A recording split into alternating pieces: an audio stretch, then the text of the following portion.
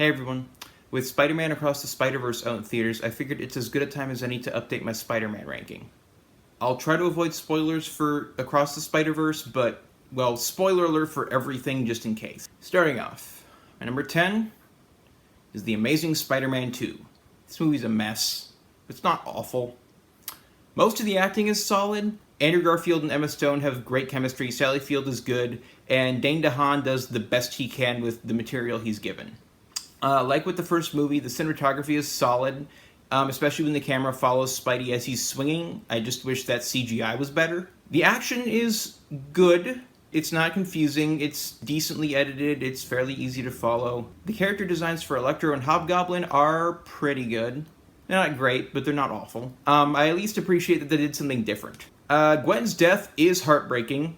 Unfortunately, the poor pacing of this movie kinda takes away some of the impact, but it still has some emotional weight. But yeah, the pacing is way off. This movie somehow feels both rushed and stretched out at the same time. This is at least partially because it makes a lot of the same mistakes as Spider-Man 3, trying to cram in too many villains and too many plot threads without properly developing them. Harry returns after being gone for like 8 years or so, and because he wasn't around in the first movie, they have to add some extra scenes with him and Peter in an attempt to give us a baseline for their friendship before Harry goes off the deep end. Andrew Garfield and Dane DeHaan do at least have some chemistry, but it still just feels rushed. Rhino is defeated, humiliated, and arrested in the opening scene, then fucks off until the last 5 minutes when he comes in for the cliffhanger ending. Speaking of which, fuck this movie's ending. You'll fight me? You'll fight me now? On behalf of the fine people of New York City and real rhinos everywhere, I ask you to put your mechanized paws in the air. Never! I crush so I kill you. I destroy you. You want me to come down there so you can kill me? Yes! I'll be right there. There's no place like home.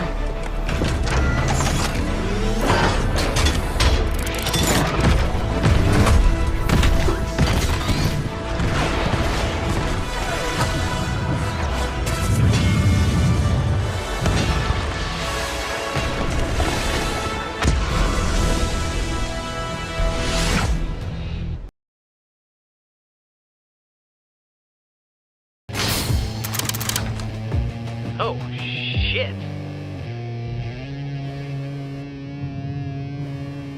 Tucker? Wash? What in Sam hell are you boys doing here? We came to save you. But we were supposed to save you. Ba-ba-bum. Cliffhanger.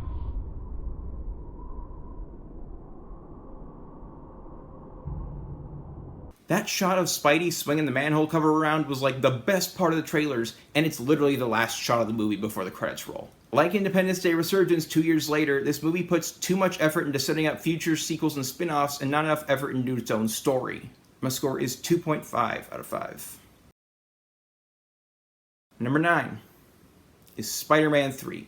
This one is actually a pretty good movie. It's not great. It was definitely messed with by the studio, but it's pretty good. With like one or two exceptions, the action in this movie is great. Probably better than most of the action in the first two movies, or at least on par with it. Most of the acting is solid. Tobey Maguire and Thomas Hayden Church are great. James Franco is good. Rosemary Harris is great. J.K. Simmons is fantastic. Kirsten Dunst isn't great, but this is arguably her best performance in the trilogy. Christopher Young's musical score is solid. It borrows a bit from Danny Elfman's musical scores from the first two movies, but it also stands on its own. For all this movie's problems, like not really upping the threat level enough, or in some cases not at all, when you have a sequel, you have to do one of two things. You either have to make the villains stronger or the heroes weaker. Or, maybe both. Hell, even Tremors 4 understood that. In spite of this movie not doing a very good job at that, I do like that it doesn't pull its punches and it still managed to have some stakes, and they killed Harry Osborn. And his death is earned. Like Spider-Man 2, this movie continues setting up Dr. Connors to become Lizard in Spider-Man 4, which would have been cool, but whatever. Retconning aside, I do like the emotional payoff between Peter and Sandman about Uncle Ben's death. It's a very touching scene, and the actors play it very well. I didn't choose to be this.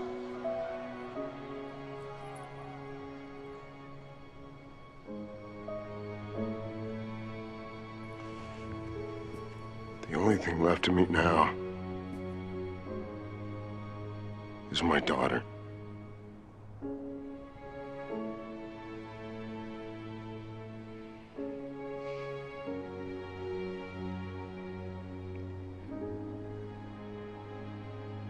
I forgive you.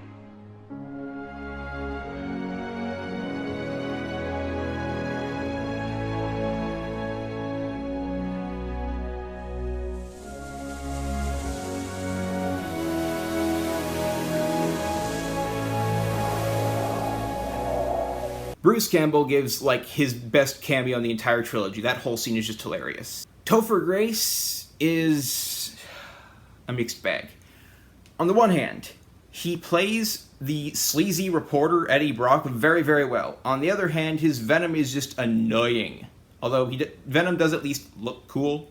Apparently Sam Raimi always planned for 3 villains, but instead of Venom, he wanted to have Vulture, I think. But studio interference happened, and so Raimi was forced to deal with a character that he wasn't a big fan of, or at least just wasn't very familiar with. So that didn't really work out. There are some stupid moments scattered throughout this movie. In one scene, evil Harry has MJ break up with Peter by telling him she's in love with someone else. And instead of actually listening in on their conversation, which he could probably do, Harry just watches from afar with binoculars or some shit. And for whatever reason, MJ does not take advantage of this and tell Peter what's really going on. Now, maybe he planted a listening device on her, but, like, that's never established. In an otherwise great action scene, Harry attacks Peter in the alleyway. During the fight, Peter drops his engagement ring. And despite how much time has passed during that fight, he is somehow able to catch the ring before it hits the ground, which should not have been possible because, you know, gravity. My score is 3 out of 5. Number 8 is the original Spider-Man. Like pretty much this whole trilogy, the acting is pretty solid. Maguire, Franco, Harris, and Simmons are all solid. Willem Dafoe is wonderful. He's definitely hamming it up, but I think it fits the tone of the movie. I might still be in the minority here, or maybe this opinion has become more popular, I don't know, but I've always preferred this version of Spidey's organic web slingers over the external ones that have to be handmade and have to be reloaded. It makes more sense from like a pragmatic superpower standpoint, because the external web slingers can get knocked off, or they run out of webs and they have to be reloaded. The action is pretty great. It's well shot, well edited. We are who we choose to be. Now choose!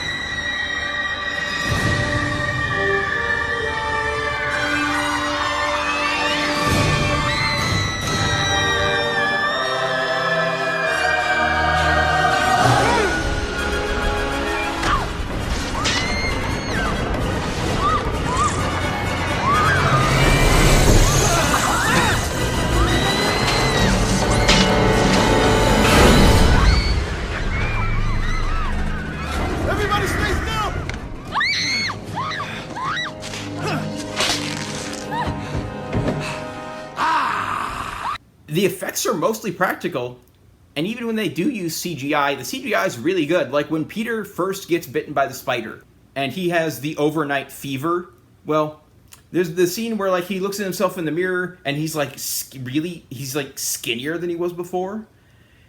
And so, you can't just have Tobey Maguire lose that amount of weight just for that one bit, just for that one scene. So they used CGI to make him, like, visibly skinnier. And for 2002, it looks really good. Danny Elfman's musical score is arguably one of his best. Kirsten Dunst is fine. I wouldn't say she's great, but, you know, she's not awful. She definitely gets better as the trilogy progresses. And there's also a handful of continuity errors, which, at this point in Sam Raimi's career, he should have known better. My score is 4 out of 5. Number 7 is The Amazing Spider-Man.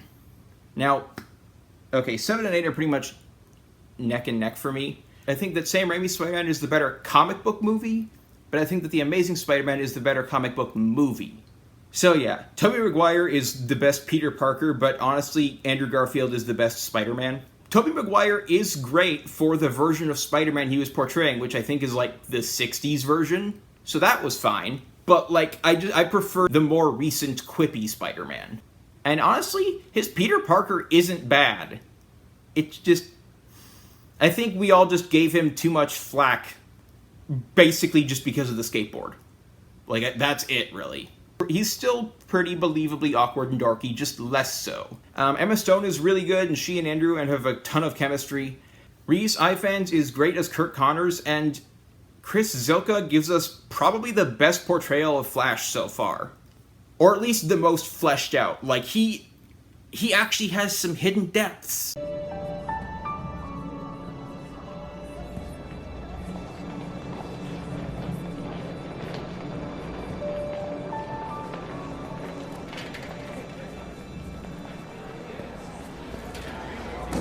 Hey, Parker.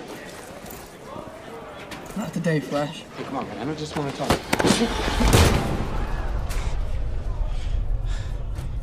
Feels better, right? Look, your uncle died. I'm sorry. I get it. I'm sorry. Okay.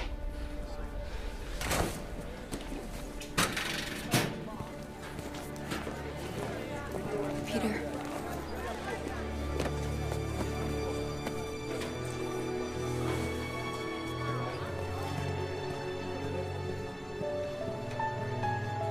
The action is awesome. They use long shots and like tracking shots to great effect. The scene with the crane workers coming together to help Spidey is cheesy, but it also feels like something ripped straight from the comics, so, you know, it works. On the other hand, I do think this movie borrows a few too many plot points from the original Sam Raimi film. Like, it does its own thing here and there, but I think it's, like, too similar. Lizard is a solid villain. His CGI, like the quality of his CGI, is on point, but the design probably could have been better. Mostly, I think it's mostly just the face. The face is just a little off. My score is 4 out of 5. Number 6 is Spider-Man Homecoming. This movie was a breath of fresh air, both for the MCU and just for Spider-Man in general. Unlike the last two movies, this one wasn't an origin story. And honestly, I think it's better for it. We don't need 3 Spider-Man origin stories in 15 years. Unlike Maguire and Garfield, Tom Holland is like equally solid as Peter and Spidey. I don't think he's the best of either, but he's like equally good as both. Like, Maguire is a good Spidey and a great Peter. Garfield is a good Peter and a great Spidey. And I'd say Tom Holland is like the second best of both. Michael Keaton is great as Vulture. Zendaya and Jacob Batalon are both solid. The latter especially has some very funny moments. What are you doing here? There's a dance. I'm looking at porn. I love all the character moments we get. The scene in the car on the way to Homecoming, that scene is cinema. I was there longer than 2 seconds. You disappeared. No, I did not disappear. Yes, you did. You disappeared like you always do, like you did in DC too.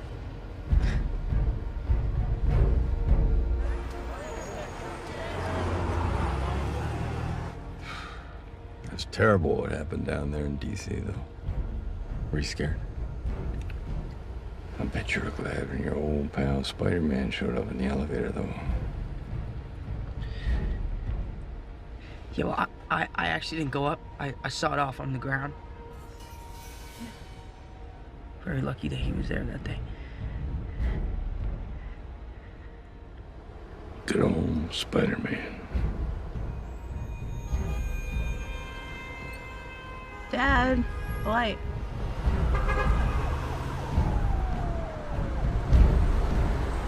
I love, if you're nothing with the suit, then you don't deserve it. That is pretty poignant. The musical score is great. They have callbacks to the classic theme, but it also does its own thing. There are some plot contrivances, plot conveniences. The action is mostly solid, but like the fight on the plane uses too many quick cuts. Once they get to the ground, it's fine. My score is 4.5 out of 5. Number 5 is Spider-Man Far From Home. I don't know if I'm in the minority preferring this one over Homecoming, or if it's just like fairly even. I think it's a small step up, not by much. Cinematography and directing are slightly better, the writing is just as good, the villain is just as great if not better. Jake Gyllenhaal is so good as Mysterio. Jake Gyllenhaal is one of those actors, he can give a solid performance regardless of the director, and he is great in this movie. He does a very good job of portraying both the character as he truly is and the heroic facade that he puts on. The rest of the main cast is also great. Tom Holland is once again, equally great as Spidey and Peter. Zendaya's performance is definitely better here, in part because her character actually has more to do, rather than sit around and be snarky most of the time. I mean, she still does that, but, like, it's more than just that. And the interactions between those two are just perfectly believably awkward. I'm glad we're doing this. Yeah, me too. To see the city a little bit. You know, they used to execute people on this bridge. They would, like, put them in a basket and they would drown in the water. Sorry. It's okay. Look, there's this thing that I've been wanting to talk to you about for a while. Yeah? It's our last night in Europe, and I had this plan that I wanted to tell you. I'm just gonna tell you. MJ, I'm Spider-Man. What? That's what you were gonna say, that you're Spider-Man. No. I'm not Spider-Man. I mean, I've been watching you for like a while now. It's kind of obvious. The action is solid. It's not the best, but like it's definitely well above average. Mysterio's illusions are very well done, especially when he's tormenting Peter. There's a plot convenience or two, but nothing egregious. As much as I love Mysterio, I wish he wasn't yet another villain created by Tony Stark's mistake. We've already had, like, I don't know, 5 or 10 of those. I honestly haven't counted. My score is 4.5 out of 5. Number 4 is Spider-Man 2. Tobey Maguire may be the weakest live-action Spider-Man. Not bad, just the least good. But he's definitely the best Peter Parker. He just absolutely nails that awkward dorkiness. In terms of performance, Rosemary Harris is definitely the best Aunt May. Alfred Molina as Doc Ock is one of the best and most relatable villains in any of these movies. J.K. Simmons is, like, the most faithful portrayal of any comic book character to date. Also, this bit from the extended cut is just absolutely priceless.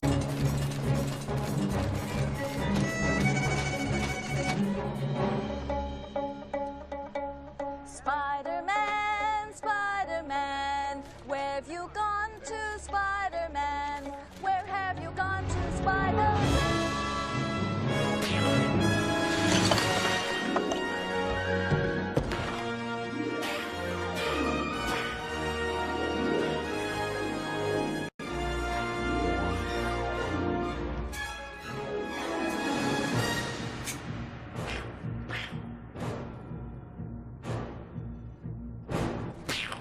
The writing and the editing are better, especially in terms of continuity.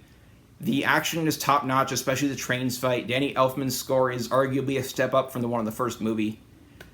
Kirsten Dunst is better than she was in the first movie. She's still not great, but, like, I don't hate her. My score is 5 out of 5. Number 3 is Spider-Man No Way Home. Kind of like 7 and 8, this one and number 4 were basically neck and neck, but there are a few things in this one that give it just like a small leg up. And John Watts really upped his game for this movie. This No Way Home takes everything that the first 2 MCU Spidey movies did well, and then does them like just as well, if not better, and also does some new things as well. Was that even grammatically correct? Nah, whatever. You don't have to have seen the Raimi's trilogy or the Amazing Spider-Man movies to enjoy this one, but it certainly helps. And for all the things this movie succeeds at, the most important one is that it keeps things personal. Peter's actions and choices drive the plot. His inner conflict is directly connected to the external conflict. Like, his internal conflict is what drives the external conflict. Tragedy. What else can I call it? What more need be said? The damage, the destruction. You saw it with your own eyes. When will people wake up and realize that everywhere Spider-Man goes, chaos and calamity ensue? Everything Spider-Man touches comes to ruin. And we, the innocents, are left to pick up the pieces. J. Jonah Jameson reporting. Good night, and God help us all. I do think Eddie Brock and Venom maybe could have played a bigger role, but considering where they were when they got shipped over to the other universe, and like just who they are as people, as characters, it makes sense. So I don't mind. And also it was pretty fun. My score is 5 out of 5. Number 2 is Spider-Man Into the Spider-Verse. This movie understands the comic book medium and how to translate it onto the big screen better than any that came before it. The cast is solid across the board, but Nicolas Cage is definitely the standout here. As thrilled as I am that we're probably going to get a Spider-Gwen movie, I will be pissed if we do not get a Nick Cage Spider-Man noir movie that is at least PG-13. The animation is gorgeous, and the blending of the different styles is like basically flawless. I love all the little details that even Miles's universe is not our universe. Like the fact that in that universe, Edgar Wright made a movie called From Dusk Till Dawn, which it's not clear, but is either a sequel to Shaun of the Dead or was made in place of Shaun of the Dead. The animators really went all out. Like the fact that movies are generally shot at 24 frames per second. By contrast, TV is usually done at 30 frames per second. Like if they want to do slow motion, like good slow motion and not the choppy stuff that you see in shit like Freddy vs. Jason, then you up the frame rate to like either 48 frames per second or you can go up to 60. Or if you want like super slow motion, on some occasions they'll go even higher. Anyway, I'm getting a little off topic. Point is, in this movie, Miles starts out being animated at 12 frames per second, while the rest of the movie is at the standard 24, to show that he feels out of place. He feels like he doesn't belong. He feels like he can't fit in. And so throughout the movie, as he becomes more confident in himself and as he becomes more comfortable in his own skin and more comfortable as Spider-Man, his frame rate goes up until finally we get to the climax and he's at the same 24 frames per second as everyone else. You could seriously write so many essays on this shit, and I'm willing to bet that some people probably have. The action is energetic and fun, the writing is top-notch, the musical score is fantastic, the humor is consistently funny. In the whole movie, there's like one joke that doesn't land. One. My one tiny complaint is that I feel like a lot of what happens in this movie just happens a little too fast. Like, they honestly could have added like a good 5 minutes or so to the runtime, and it would have improved the pacing like just enough. It's not like egregious, it is simply noticeable. This might pinch a little. Ow! I just need to get these samples. Okay. Organize your desktop, lady. Wow. Just complete cellular decay. Never seen anything like this. What are you doing? I'm just taking the whole thing. And obviously you've been glitching. Glitching? No. Why would you even say that? You stay in this dimension too long, your body's gonna disintegrate. Do you know how painful that would be, Peter Parker? I don't know. You can't imagine. And I, for one, can't wait to watch. What did you say your name was? Dr. Olivia Octavius.